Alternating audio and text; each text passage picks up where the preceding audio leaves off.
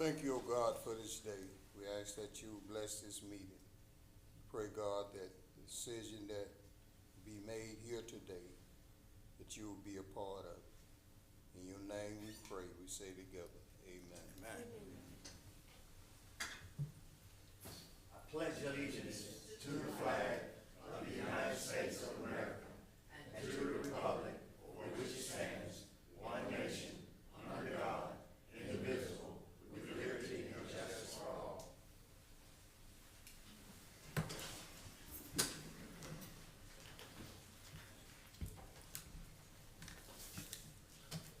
Motion to approve minutes from March 13th. So motion. Second. Moving properly second, all in favor? Aye. Ayes have it. So it is motion to open public hearing. So moved. Second. All in favor? Aye. Ayes have it, so it is. Mary Jane. Mary Jane and Walter Boutwell.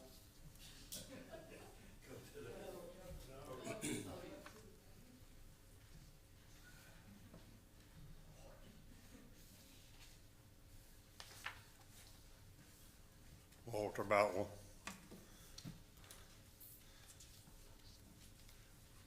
Is this about the rezoning? Yes, sir. Yes. We're for it because we're tired of all the noise around us. They're on three sides of us, 24/7. And it's inevitable that we sell out and move, rezone and sell out.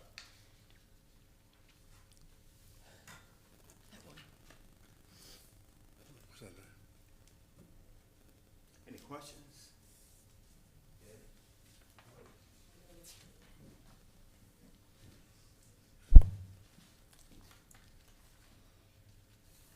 Just for the record, this property is in very close proximity to the mega site and some of the other properties that have been rezoned, subsequently developed as part and parcel of that mega site, Amazon, AWS, Clark Beverage, all those entities that have moved out to that area, just to orient you to where that is.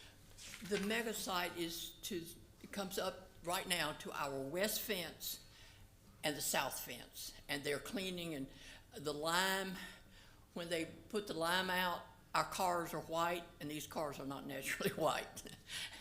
So, I mean, it's not the best place to be living full-time with, at our age, all the stuff in the air and all the noise, and it's a mess. Any opposition? I entertain a motion. So moved. Second. It's been moved and properly second, all in favor? Aye. Ayes have it, so it is. Thank you. Thank you. Burwell LTD.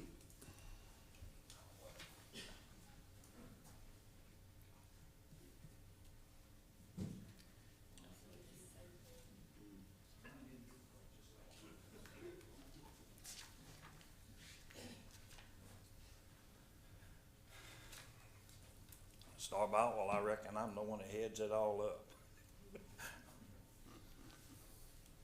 This is same thing with mom and daddy. Their piece of property is a lifetime estate out of the rest of the property.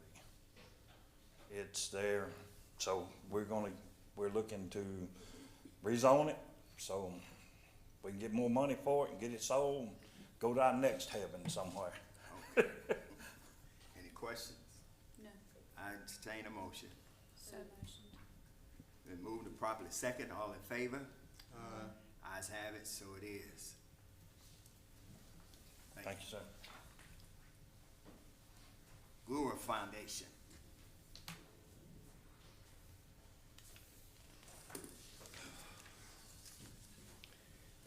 My name's Daniel Wooldridge.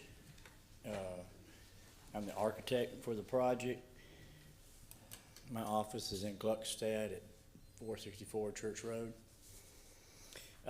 We have a piece of property that is on Old Jackson Road, just to the north of Gluckstadt.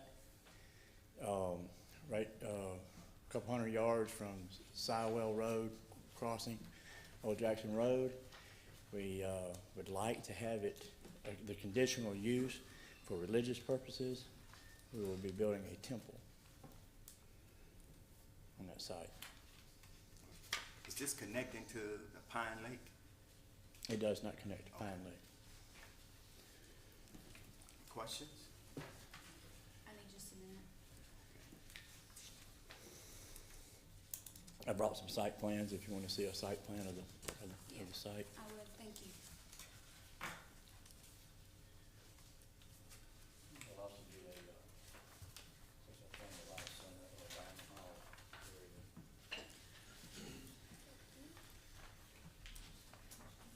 Is this just a conceptual drawing? You'll bring back a full site plan? Okay.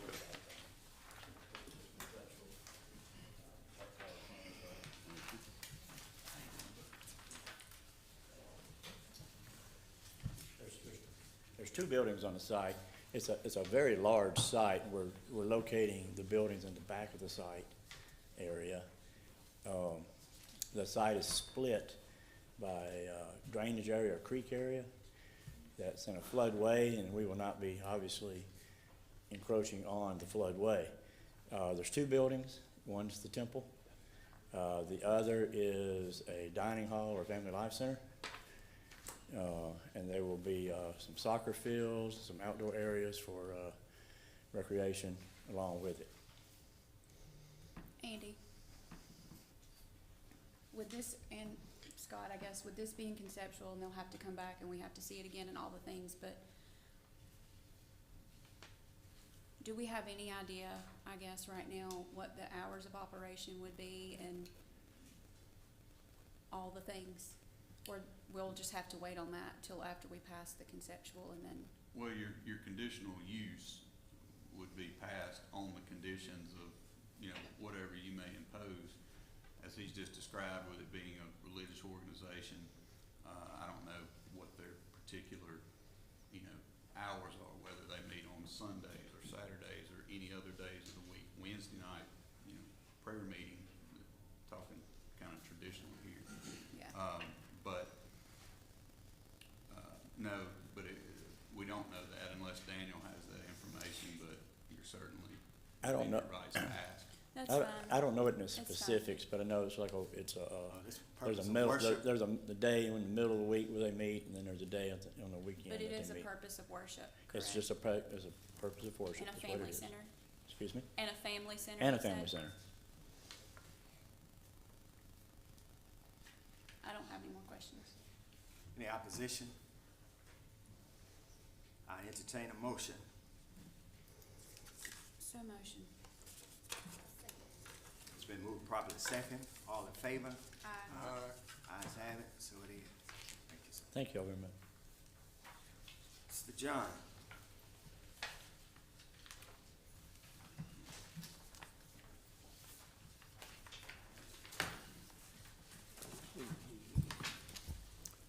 Morning, I'm Don McGraw, and I'm here representing John Harrell. John owns about 220 acres on Verleia Road that kind of wraps around the movie town facility over there. And he's seeking to rezone the front 13.35 acres C2 with a conditional use for RV parking and such. And he'll probably have some storage units similar to the movie town over there. And like everybody else, everything around him's been rezoned. The property to the west of him's I-2, the movie town C2, and then the properties across the road are either I-2 or C2.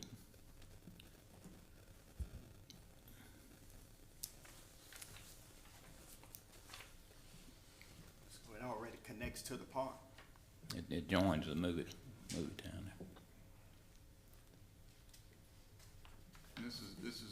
This is actually two separate requests. Okay. First of all, you've got the rezoning. If you see fit to approve that, then the conditional use would come into play.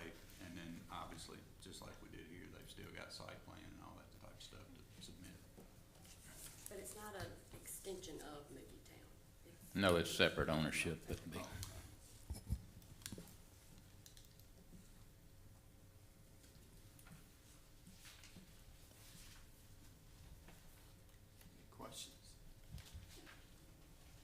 opposition? I entertain a motion On the rezoning. on the rezoning. So moved.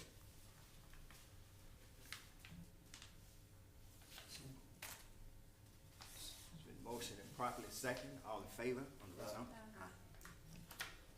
All right. Now for the conditional use. Conditional use, need a motion?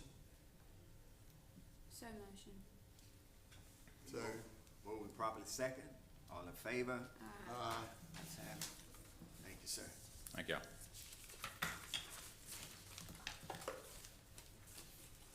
All right, Macmillan Road, LLC.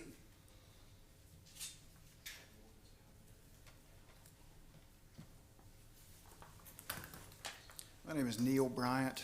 I'm here for the petitioner. And my visuals are running late, and y'all are running really fast this morning, so they will be here at some point during my presentation. But in the meantime, I do have, Andy, I have full size that I can open up and show you.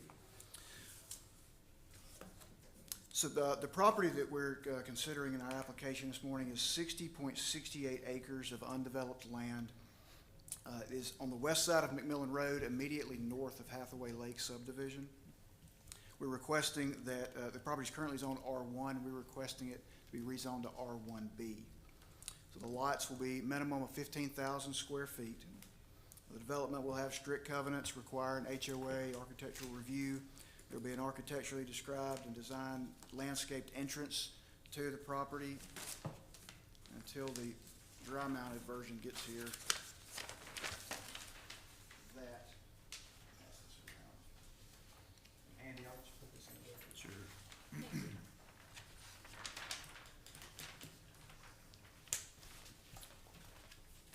Water and sanitary sewer are available from Bear Creek. The letter, the will serve letter is not in the application that I have here.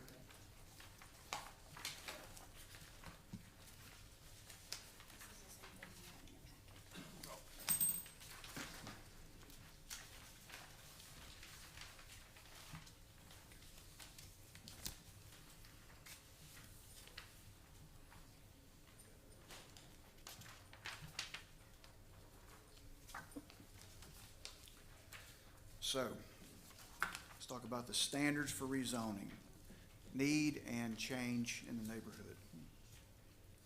There's a housing shortage nationwide. It's been going on for years. For March, MLS data shows that Madison County has a 25% absorption rate that's 4 months of inventory. It's the highest it's been in years. It's increased over the last several years due to increased interest rates. Just a few years ago, we were sitting at 1 month of inventory for a very long time. When rates come down, as they're going to, they currently are, and they're going to go down more, we're going to be in a bind because we don't have the inventory to meet demand. Ideally, we would have 6 months of inventory. That's what the markets look at to say what's a normal, stabilized market for real estate. So that's where we are now, but what about in the future? What about population growth? The population of Madison County in 2022 was 111,113. That's up 16.3% from 2010 when the population was 95,546. During that same period, the U.S. population grew only 7.7%. Mississippi's population decreased by 1%. Madison County is clearly ahead of everybody else in Mississippi. Page 34 of Madison County Comprehensive Plan states as follows, quote, using a projected persons per household ratio of 2.62 and applying it to the projected increase in the county's population of 54,130 by 2040, Madison County will need an additional 20,660 dwelling units by 2040. In the first quarter of this year, Madison County issued 95 permits. If that rate holds for the rest of the year, that will be 380 permits for the year. The county must average over 1,000 permits per year to meet the goals set out in the comprehensive plan. If we maintain the current rate of development, it puts the county at less than half the needed new homes by 2040. And Madison County is experiencing growth, as you all know, because it's a leader in economic development and job growth in Mississippi. Amazon's adding 1,000 jobs with the AWS plant, $10 billion investment. That will bring complementary employers just like Nissan did years ago. Clark Beverage is adding 325 jobs, not to mention the jobs created by small businesses. SBA estimates that small businesses account for 46.4% of all private sector jobs. Now, I'm a real estate lawyer. The majority of the work I do is in Madison County for small businesses that are buying, selling, leasing, or financing property. Everybody wants to be in Madison, everybody in business, and therefore where they live, they want to be in Madison County. The people are coming. The only question is Madison County going to be ready? And one final point on the issue of need. There's little to no, like we said, this property is zoned R1. There's little to no demand for planned developments with estate lots of 2 acres or more. The vast majority of people cannot afford it, as housing prices have increased substantially in the last few years. Since 2011, median home prices have roughly doubled. I'm going to hand this out to you. This is the April report from Central Mississippi Realtors. Current month is not out yet based on March numbers. You'll see the density, the absorption rates, median home prices for Central Mississippi area that they cover.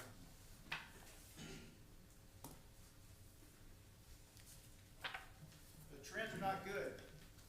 They indicate that Madison County cannot keep up with the demand that is here or that is coming.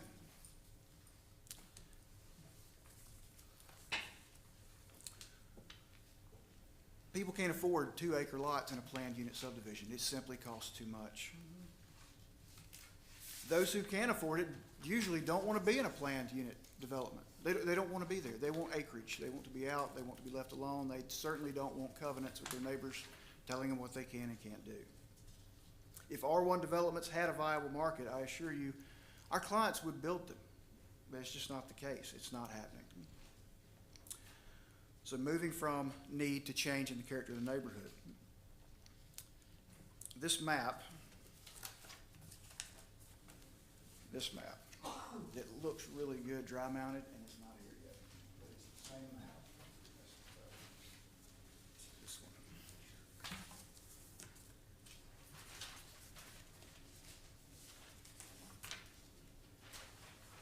This is the neighborhood we're talking about. This is the subject property. All those rooftops are either R2 or R2 with a PUD or PUD overlay. None of those developments are R1. In fact, the vast majority, I can't think of any that are R1B.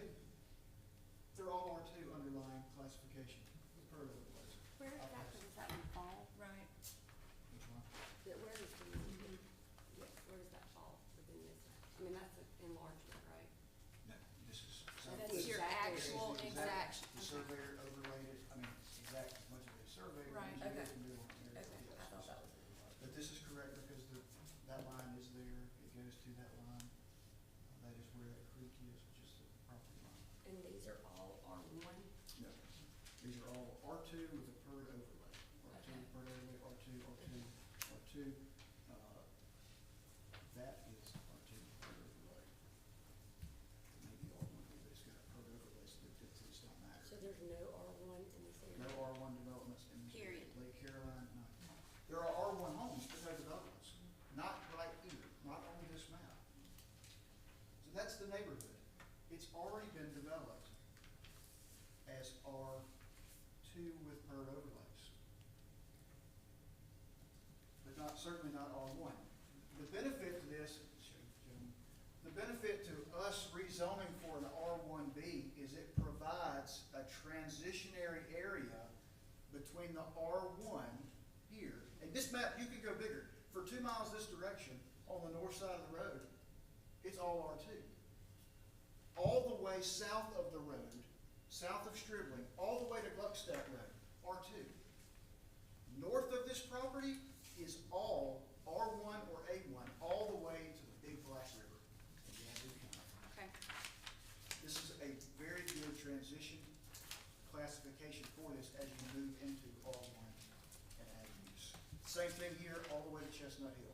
Chestnut Hill's a PUD, then it's all one here. So I will hand him and let you know this as well.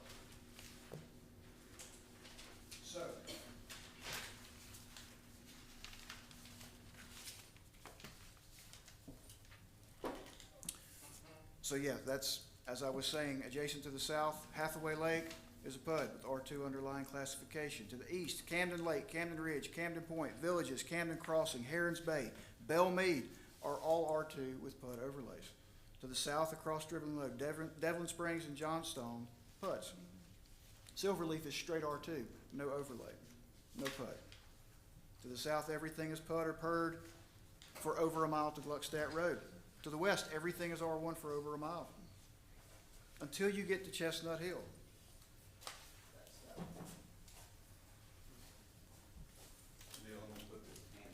That's fine. It works.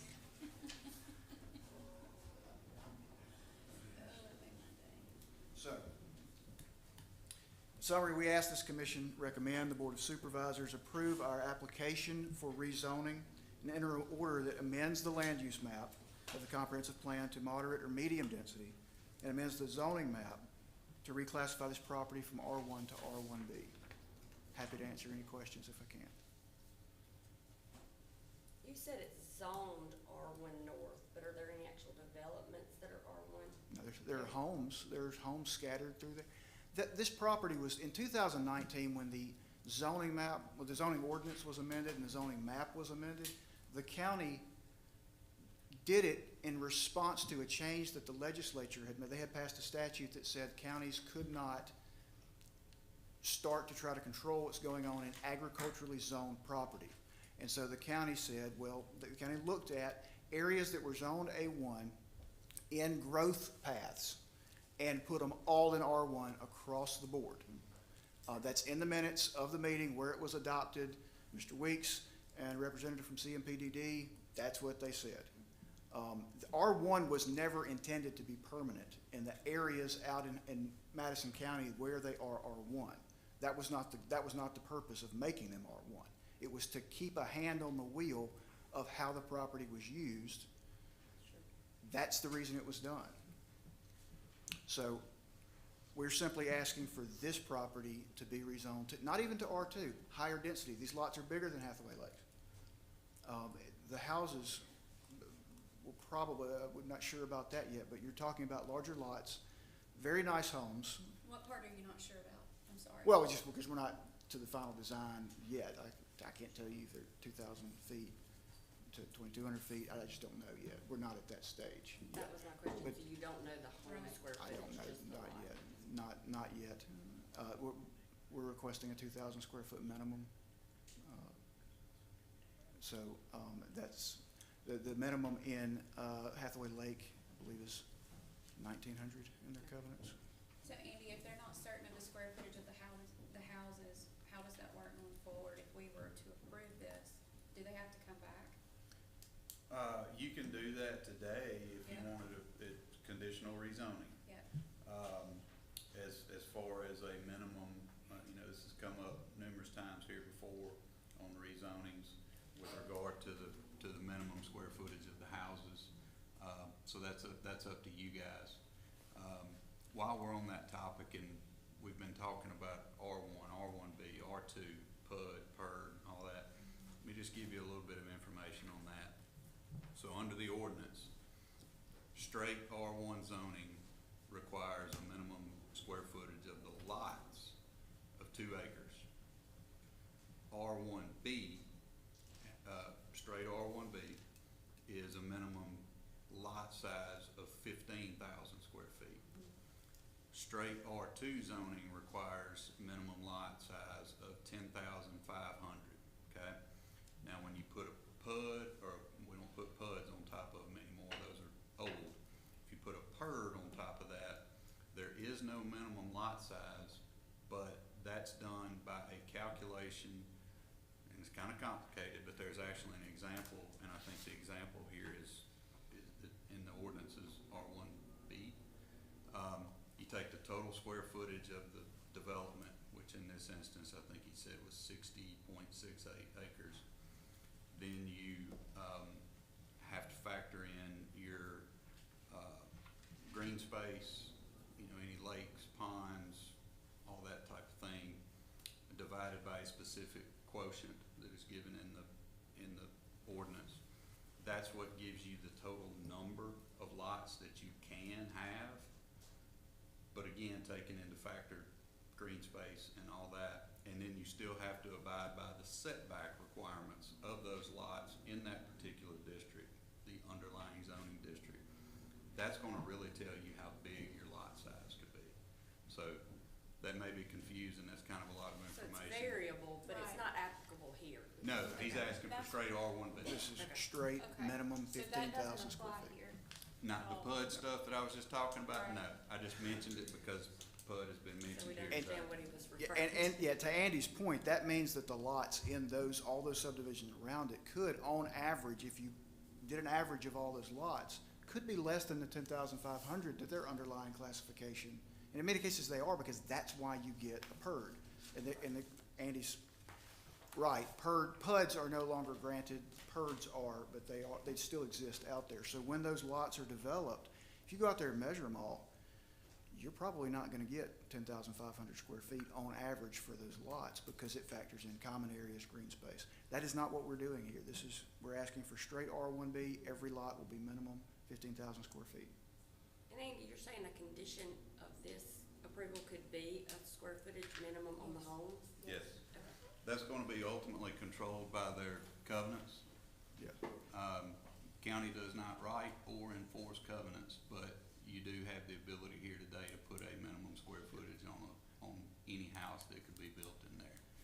A lot of times that's done, I don't know that it would really apply here, but larger tracts sometimes are done in phases. You know, phase one may be a different size house than phase 2, 3, ever how that goes. But yeah, to answer your question, yeah, you could condition the rezoning on a minimum square footage lot size. And did you I mean, say- house size. Did you say you don't have an idea of that Oh. at this point? That's surprising to me. So yes, I mean, I don't know of what we're gonna be willing to be locked into.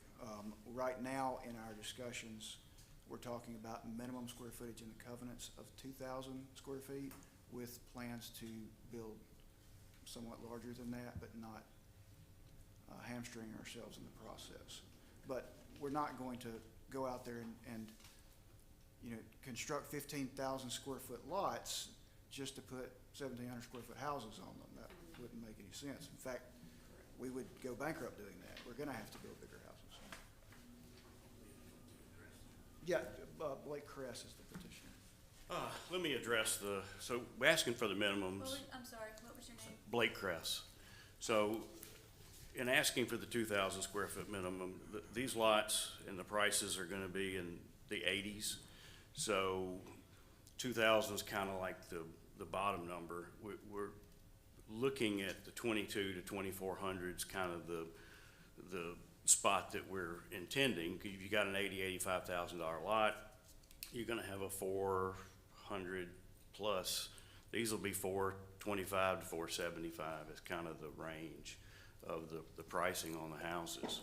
But when you do, I've got two other neighborhoods within similar distance that are 2,200 minimums, and they're everything goes about 100, 150 feet bigger than where you set your minimums, just the way the architects work and the way. But we are asking for 2,000. I think Hathaway was actually 1,800 in the beginning and went to 1,900, I think, the last couple of phases. But most of those houses are bigger than that. They're 23s, 24s. But with the price of the lots being in the 80s, we're gonna have to be above that we're going to have to start at 2,000 feet.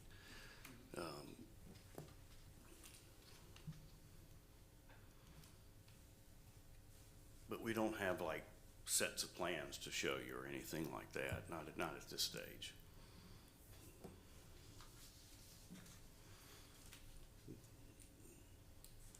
Any other questions? Not right now. The opposition?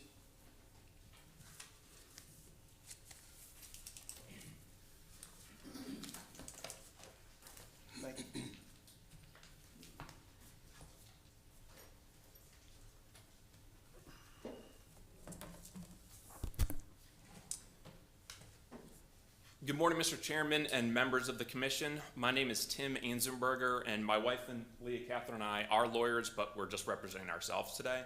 We live at 128 Briscoe Street, which is on in Hathaway Lake, and it directly abuts the property line of the proposed tract to be rezoned in the proposed development by the petitioner. We have prepared a formal protest that we submitted to the board attorney, and we have obtained joinders in that protest from over 20% of the lot owners that surround this tract.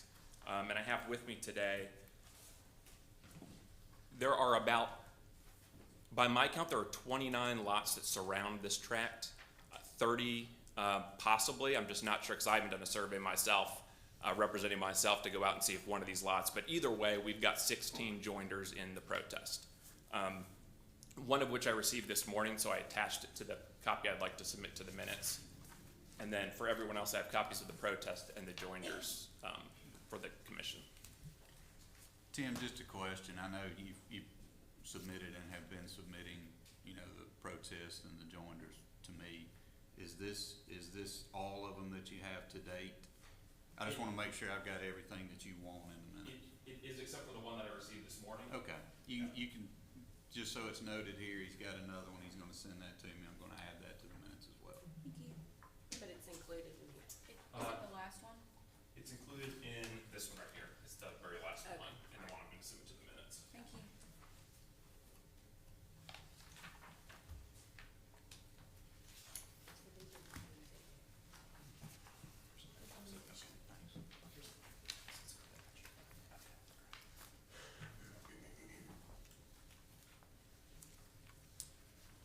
I think I'll just begin by giving a little bit of context to why we're protesting, why we're here, and then I'll address the standard that the petitioner raised as well, and some of the things that were brought up during his presentation. The proposed neighborhood, and you can see in the development plans that were passed around, on Briscoe Street, we purchased that house there because of where it was located. It abuts R1 residential estate land. I mean, it's rural, it's undeveloped, and if it were to be developed, it would be a farm. It'd be a 2-acre farm or a 2-acre large lot. You can talk to all of the other residents on Briscoe Street, whether they abut that property or whether they're on the other side, and that's why they chose that location too. It's because it's a beautiful place to live, and it is north of where all the other development is going on in Gluckstadt, along Bozeman, and some of the neighborhoods that the petitioner mentioned. That's why we chose the home. Now, the proposed rezoning and development is going to put a new neighborhood where currently all the homes on Briscoe Street look over beautiful property.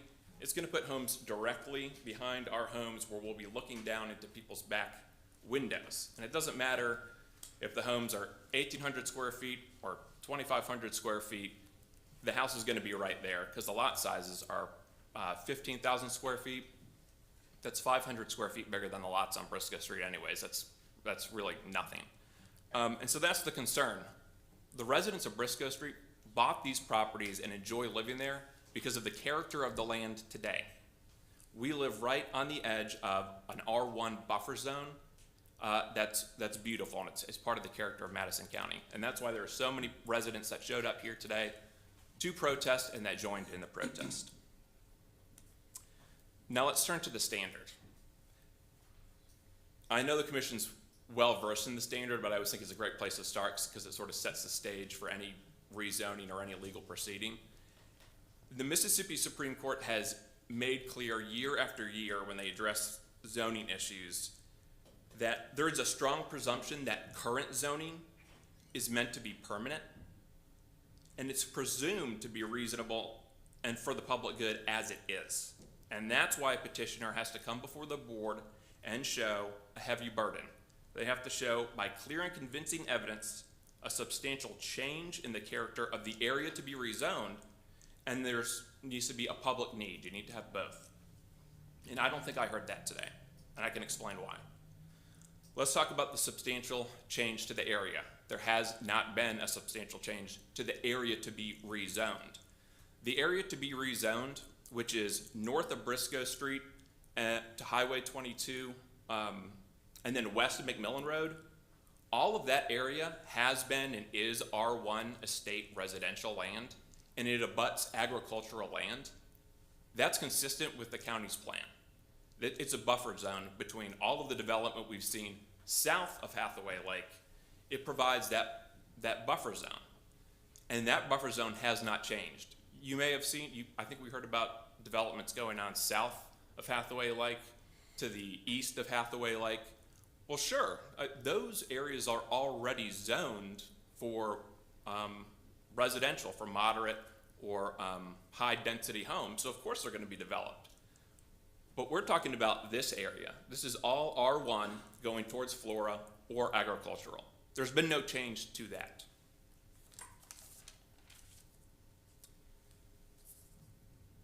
Second, there is no public need right now to rezone this tract of land. We would submit, me and the people that have joined the petition, that there's actually a public need not to keep it as it is. If you look at Chapter 3 of the Land Use Plan's objectives, it says, quote, "The objective is to maintain large minimum lot sizes in agricultural areas and to utilize the residential estate classification, R1, as a buffer between agricultural lands and higher density suburban development." The plan emphasizes that Madison County includes many rural areas like this, like we abut. So there is, quote, "a need to protect the rural nature of these areas from encroachment of higher density or more intensive uses that are normally associated with a more urbanized area." The plan expressly provides that R1 tracts, quote, "should remain residential estates due to their proximity to existing large lot subdivisions. The preservation of these neighborhoods for large lot developments is important in order to protect property value of people living in existing residential estate subdivisions or other large lot developments." Those portions of the county's plan describe this tract exactly. It's an R1 tract. It's a buffer between all of the development that's going on south of it and the agricultural land to the north of it above Highway 22 and moving out towards Flora. It protects the property values of the current homeowners who are here before you today.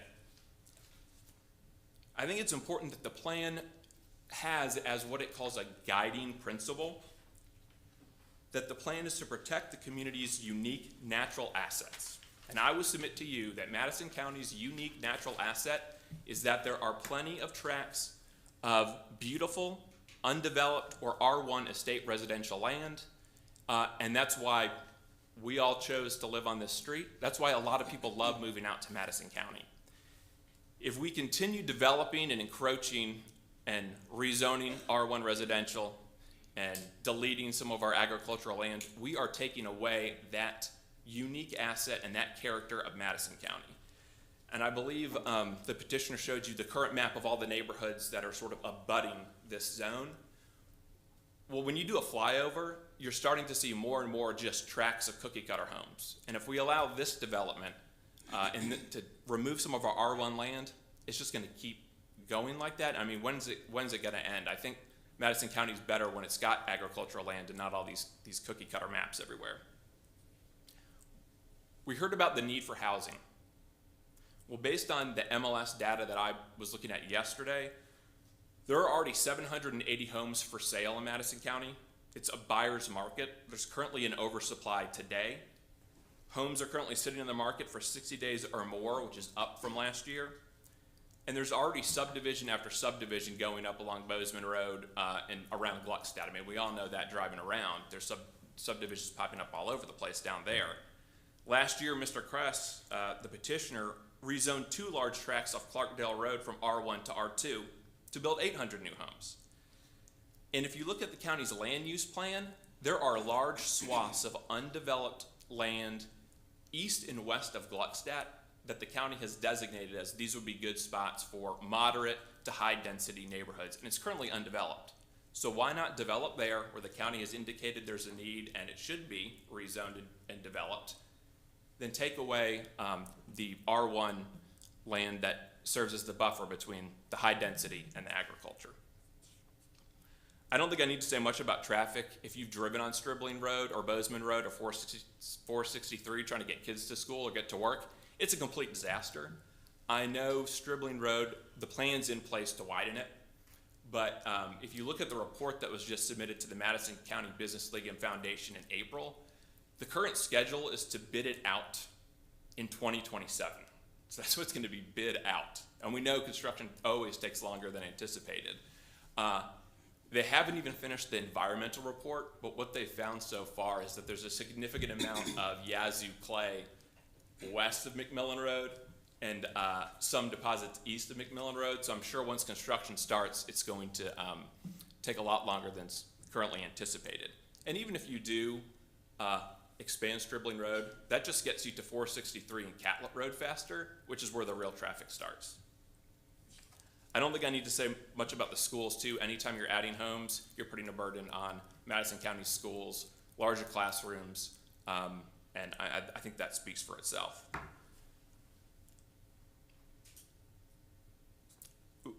Me and the other petitioners or those that joined our petition, we asked that the commission recommend that this petition be denied. If there is some need in Madison County for residential land, there are plenty of other places already zoned for that or that are in the county's land use plan to be done. We don't need it here. We need to keep this land a buffer. We need to keep it beautiful. Build somewhere else, build in Gluckstadt. There's plenty of opportunities for that. Thank you. Any questions? Any other opposition?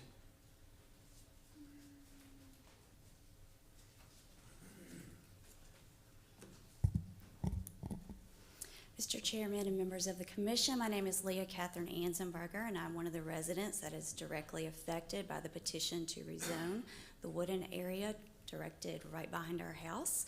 And I respectfully ask that you deny petitioner's request to rezone this area due to failing to meet the established legal standards.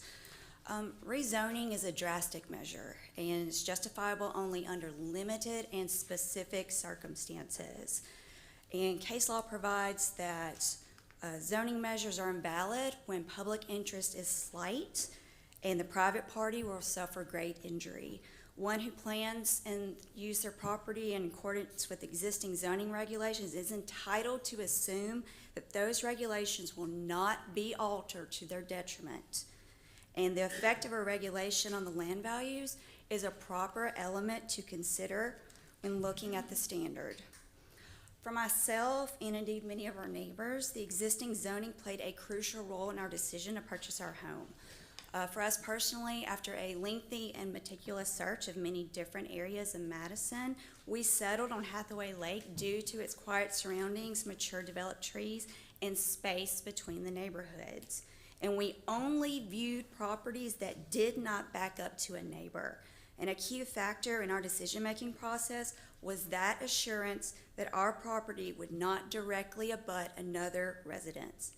We specifically inquired about the land behind our property prior to making an offer, and we were informed it was zoned and classified as an R1 property, and that assurance was a significant factor in our investment. When you purchase a property based on the zoning that existed at that time, you expect and have a legitimate expectation that zoning will remain as is, and that is a significant factor in considering and purchasing any type of property. The wooded area behind our home is unique, and it's an integral feature that defines the very character of our neighborhood and home. It's unobstructed and peaceful, and to permit its destruction would be profoundly detrimental, not only to the aesthetic appeal of our community, but also the tangible value of our property. And this is not an isolated concern. The surrounding properties will certainly suffer a similar devaluation. Our back porch view to these woods is the best and most used feature of our home, and as my husband said, it's the reason we bought our house. It's where we sit outside every weekend with our family. It's peaceful, it's quiet, and it's private. We watch and listen to nature. Our children play outside undisturbed. It's our break from the stresses of work. We often see, deer and rabbit and turkeys, and we have our beloved hummingbirds that fly in from the trees in the forest that come back every year. The forest provides substantial shade during the summer, And in the summers, we also catch and release fireflies that also live in that forest. The land behind our home is integral to the quality of life we sought and found in this neighborhood. And we purchased our home precisely because of these feelings, that view, and that connection. And our property values are intrinsically linked to the existence of this uninhabited space behind our homes. We paid a premium to enjoy this privacy, quietness, and view, and rezoning would directly undermine the cherished aspects of our community and value to our homes by the increased noise and traffic, less space, losing that natural landscape that drew us to this home, and adding to an already oversaturated housing market.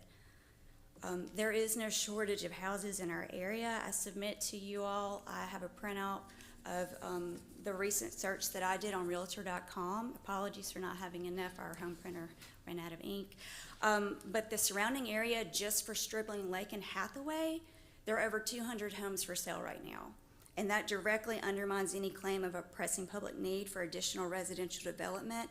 And an influx of new homes is only going to further saturate the market and drive down the value of the existing properties. In conclusion, Mr. Chairman and members of the commission, the petitioner has failed to meet the burden of demonstrating either a mistake in the original zoning or a substantial change compelling rezoning. The proposed change would negatively impact the character of our neighborhood, depreciate our property values, exacerbate existing traffic, and is not supported by any demonstrable public need or interest. And we respectfully urge the commission to deny this zoning request and uphold the integrity of our community's established zoning plan. Thank you.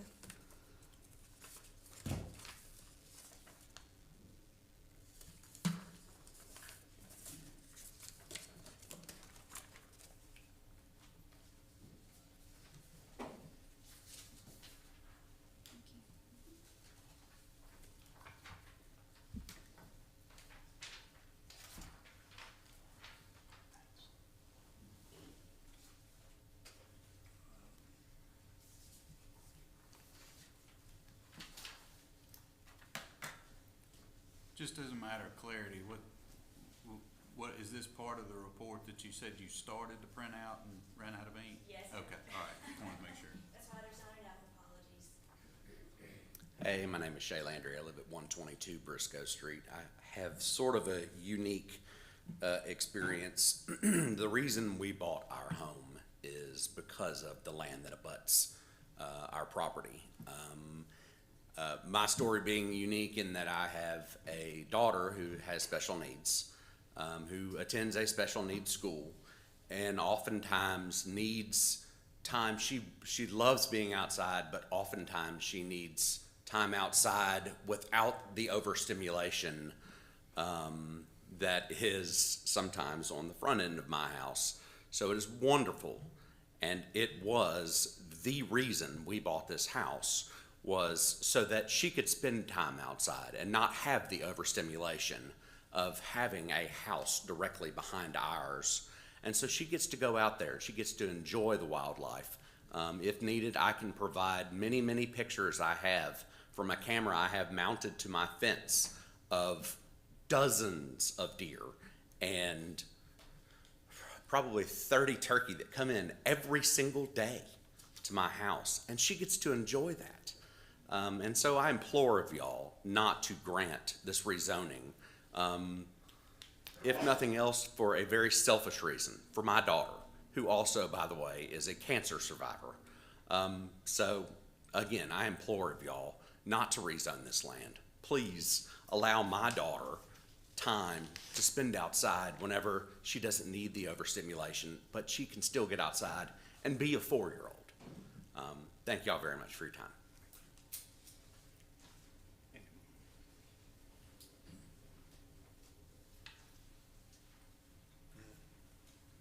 Good morning. My name is Ricky Blythe, and my wife Rita is here with me today.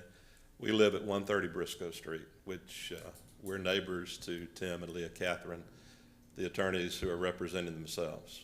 We've lived at 130 Briscoe for 11 years. And I just want to echo the sentiments of my neighbors regarding the aesthetic beauty of the land that's behind us. That's one of the reasons, too, why we bought that particular property. But let me add another reason. 31 years ago, my wife and I moved to Flora, Mississippi, where I became the pastor at First Baptist Church of Flora. And we fell in love with Madison County. Never thought I would leave until 2007. God called me to New Albany, Mississippi, where I became the pastor at First Baptist Church of New Albany.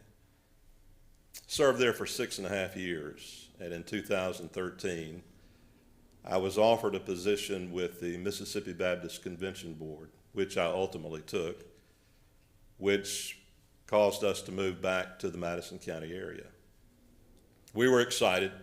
We loved the amenities of Madison County and all that it offers. But when we began to look for a place to live, we didn't want to move back to Flora because as a former pastor, I didn't want to infringe on my successor, the person who came after me as the pastor of that church. So we began to look around and looked at various spots and ultimately settled on Hathaway Lake and that particular property because of its beauty. But we've got a problem of saturation in our area. And it goes without saying, depending on what time of the day you live, I live 21 miles from my office in downtown Jackson. And it can take me anywhere from 35 to 45 minutes to travel 21 miles. And I can't imagine if you rezone this property, allowed that to happen, and these homes went in, and you add another 100, 105 lots, whatever it's going to be, and every one of these homes is going to have 2 cars or more, and more cars trying to merge onto Stribling and Catlett and Bozeman, and what more of a hassle is it going to be? Is it going to take me an hour then to get to my office? So for reasons that may be selfish on my part because of the aesthetic beauty, but also for personal reasons pertaining to my work and where I live and trying to get to the office, I would ask that you deny the petitioner's request and that you keep this property zoned as it is. We love it where we are, and we would like for it to remain just as it is. Thank you so very much.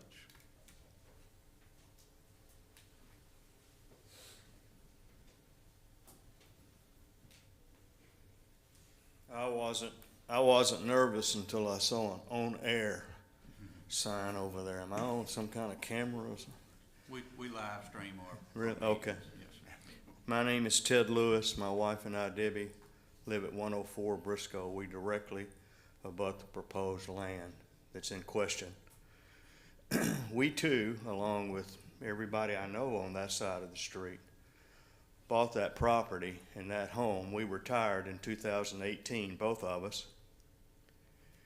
We were going to buy another property, but we ended up buying this one for that one specific reason: nobody would be behind us, because it was zoned commercial, zoned for agricultural, like it is now. The petitioner is asking that it be rezoned, if I understand, R1B, which would be 15,000. To me, 15,000 proposed lots, or the proposed size of the home, square footage, or the proposed value of the home once built, is a moot point.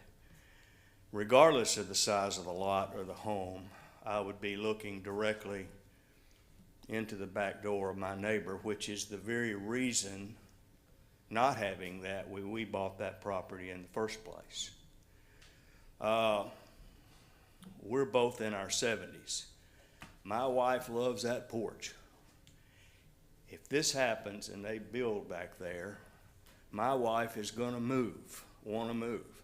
I'm older than dirt. I don't want to do that. I'm respectfully asking this commission to leave that property the way it is now. That's the very reason a whole lot of people made the decisions to do what they did, and that would change everything. Thank you. Anyone else?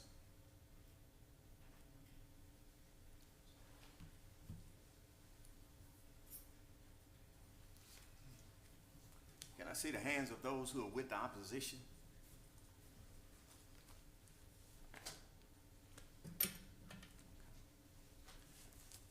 If there's no one else in opposition, I'm not sure, I don't have a list of all the objections. If there are objections, there are some I can address.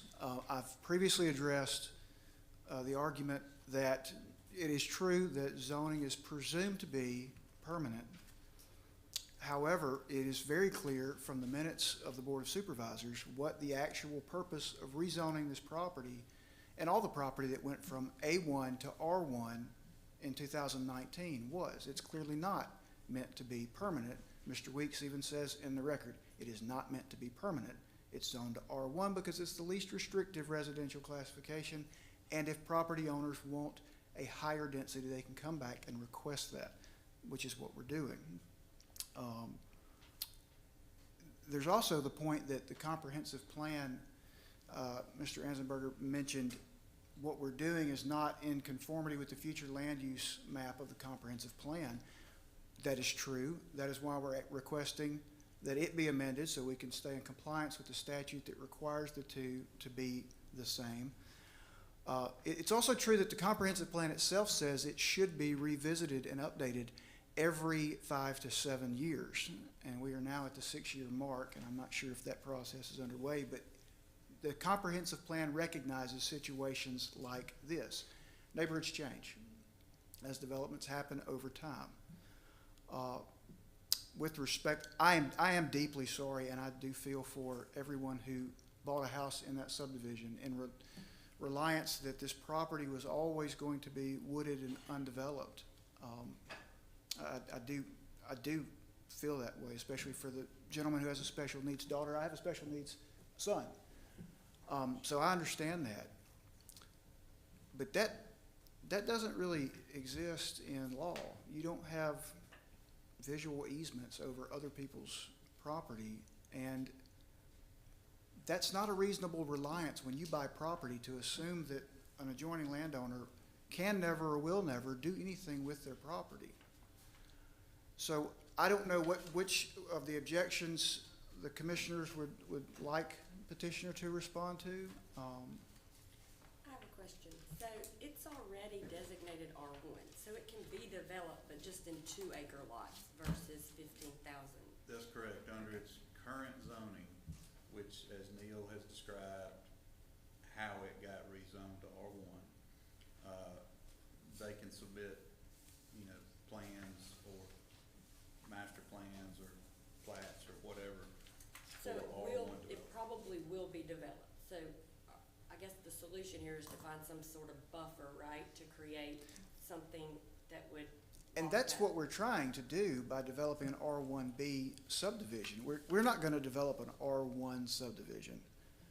Nobody is. It's not just us. It's not going to happen. You got 60 acres, 2-acre lot minimums, 30 lots. What does lots sell for, Blake? If you're a 2-acre, you're going to be 200,000 plus. Yeah, 200,000 plus on that. There's simply not a market for that. And that's for the lot, 200,000 for the lot. So we're actually offering up R1B as a buffer. That is the concession, to have larger density lots than virtually anything that's right there in that immediate area. Well, when I say buffer, I mean this area. It looks like there's some wooded areas that you guys have proposed around that neighborhood to serve as a buffer between the subdivision. So one thing that I'll let Mr. Kress speak to this. Let's talk about that. Again, Blake Kress. We do have one proposal that has a 25-foot buffer that would be conditional upon Hathaway Lake accepting that land. This plan does not show that, but it would be along Briscoe, the people that live along Briscoe. But the condition would be that Hathaway Lake Homeowners Association accepted the 25-foot buffer and maintained it. So you would put that on to Hathaway Lake? I would. It's for the benefit of them. It wouldn't be my benefit. It would be for the benefit of Hathaway Lake. So I would lose a couple of lots to do that, but I would be willing to do it if that, and it would create a buffer between the two that Hathaway Lake would control. And what lots would you be losing? Well, I've got this, I'll show it to you. Yeah, it's not anything that you pull out, shifting around, So in this bottom corner, yeah, sure.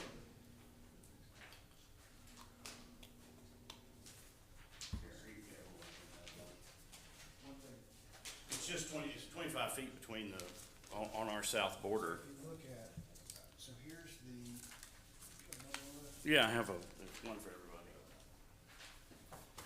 It just reduces it from 105 to 103.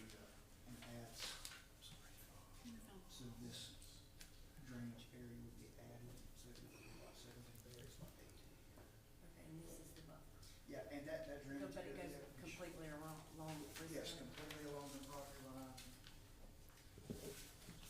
And there's a currently, along Briscoe, there is a drainage common area that Hathaway Lake could access this 25-foot buffer to maintain it. And maintaining there's not a whole lot to maintain. It's pretty wooded. The issue becomes when, as they well know, we've had a lot of dead trees lately. And so, when if something happens in that buffer, Hathaway Lake needs to be able to maintain it. And they have not agreed to this. This was just a proposal that we created just in case there was a discussion about buffer that we would be willing to give. I mean, just give it to them. Just So give you've them. not even had that conversation yet? No, Okay. no. And so that is not, something I'm willing to do, but it's not something that Hathaway Lake has anything to do with. It would have to be just, presented to them. It would not be my first choice because the buffers tend to be a maintenance problem, when you have dead trees or you have things that need to be done in there. In this case, they do have access to it though, so it would work if they wanted to. I just have no idea whether that's something that their association is willing to do. So Have you is met that with them? something we need to table? Not about the buffer. No, and as he's taught, this is the first I've heard of this as well. You gotta remember, multi-step process here. The only thing that they're asking for today is rezoning, okay? So this buffer, all that would come at the plating phase. So when he submitted his plat, it could very well contain this 25-foot buffer, but you guys don't have the ability to force Hathaway Lake to take this property, neither does the developer, No. Quite frankly. It is an option, that I think should be considered, but again, back to the central point, the only thing that you're doing here today is the rezoning issue. This would come and be shown if it does in fact occur at the plating phase. So we couldn't ultimately rezone with that condition if it was tabled and they were I agreeing don't think that you have the ability to condition, you don't have the ability to force that on Hathaway Lake or force Mr. Kress. At this point, I don't think. Because Hathaway doesn't have any knowledge of that. And I'm not saying that they wouldn't accept it, but I have no idea whether or not they would. And so it doesn't need to be a condition of this particular meeting, but I would be happy to have that discussion if we move forward, So it hadn't been a conversation with the homeowners? Well, with the association? board about the project, yeah, just that we were planning on trying to rezone, but and showed them this plan. And then as I got into a little bit deeper, we came up with an alternate version just in case the subject of a buffer came up for this very reason. But it has not been discussed with, that particular part of this has not been discussed with Hathaway Lake, but certainly can. I don't know that the people here before you today, that 25 feet is gonna make a whole lot of difference to them. I mean, I'm willing to do it. I just don't think you're gonna find that the opposition that's here today, that's gonna be what satisfies them.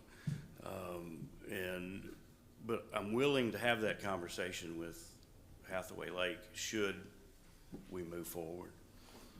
Okay? Anyone else? May I speak to the buffer? You can come back.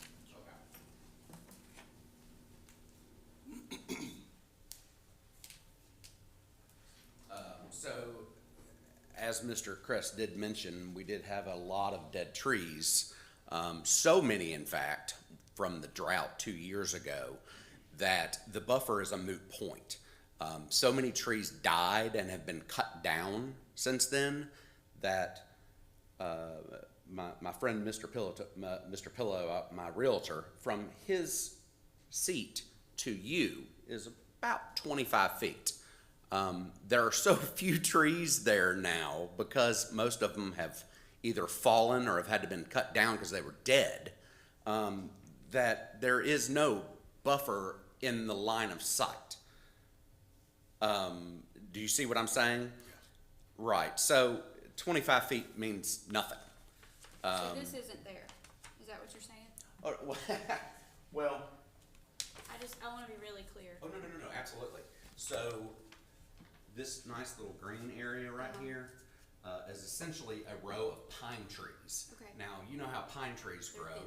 right? So when any limb falls, nothing grows beneath that with a pine tree. Well, we're talking very, very tall pine trees. So all of the foliage is 100 feet in the air. Okay. So the hardwoods don't start until way back here. So this 25-foot buffer is all pine trees. Okay. So it's a moot point. There is no buffer. Okay. Not from the line of sight perspective.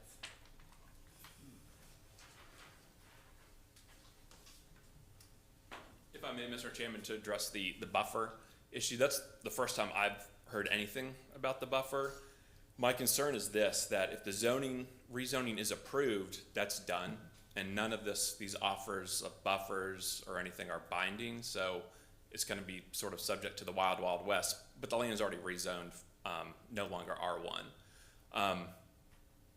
If you deal with the homeowners association, you know it can be very difficult to get anything done, including, you know, what kind of grass you're gonna grow around the pool.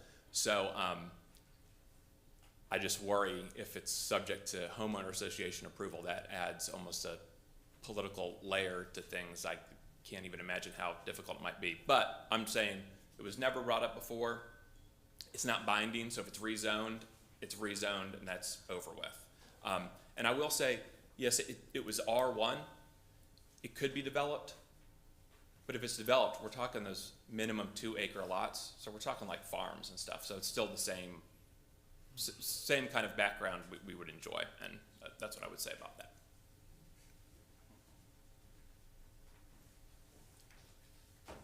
I'll entertain a motion.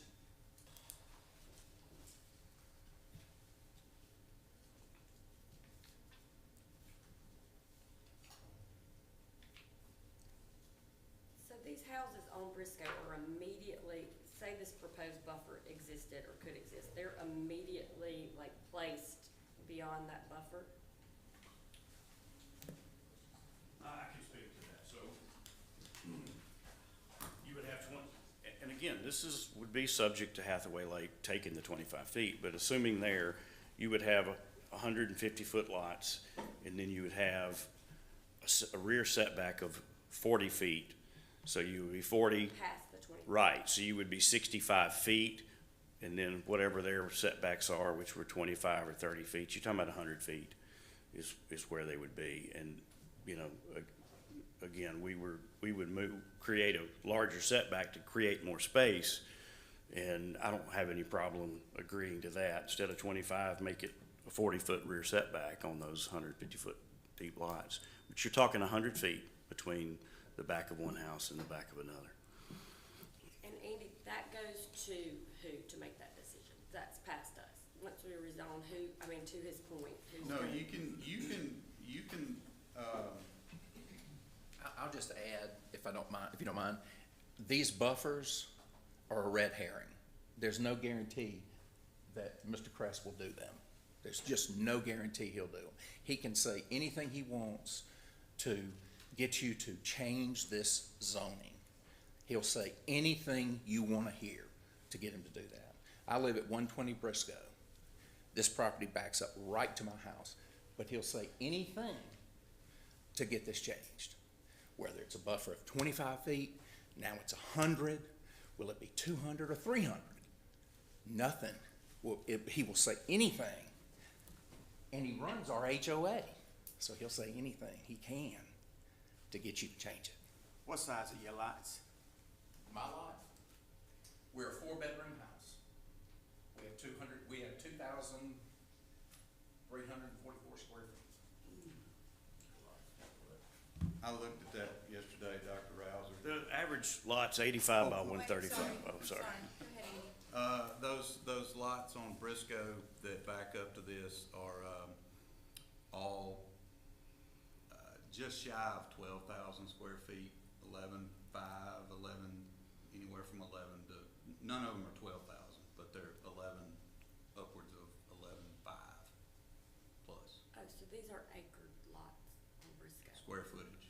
No, they're 85 by 135s. They're 11,475 feet. Our lots are 15,000 square feet. They're 25% bigger than the lots that people are on in opposition today. And I totally disagree with the gentleman.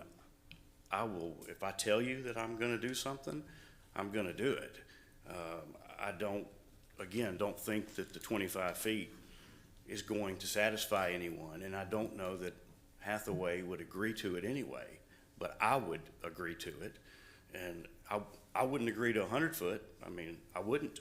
So there are limits to what I'm willing to do, and there is no limit to keeping my word.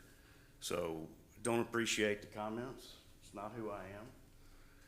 But I will do what I say I'm gonna do. And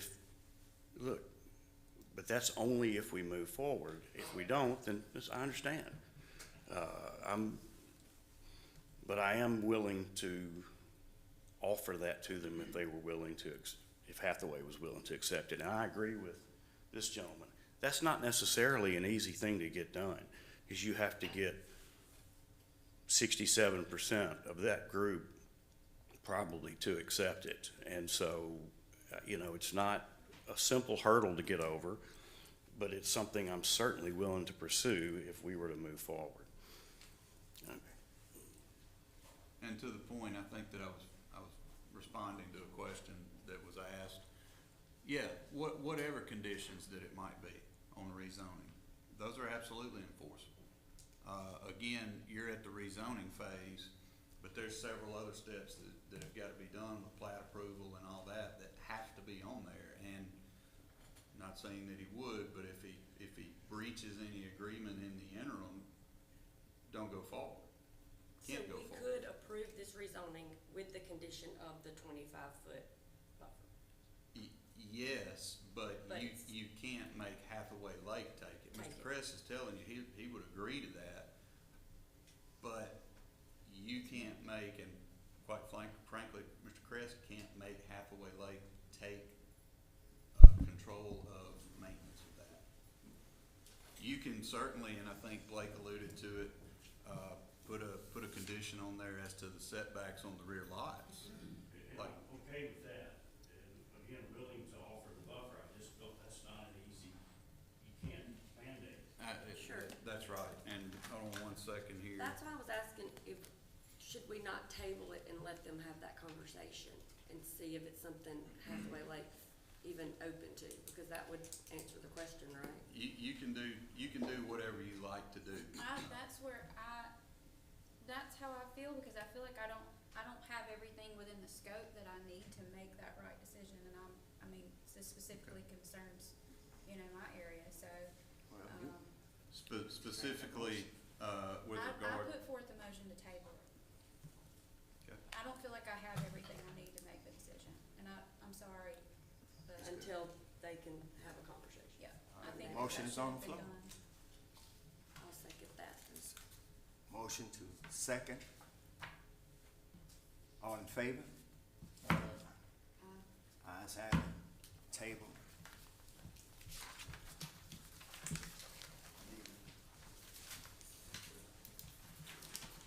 Motion to close public hearing.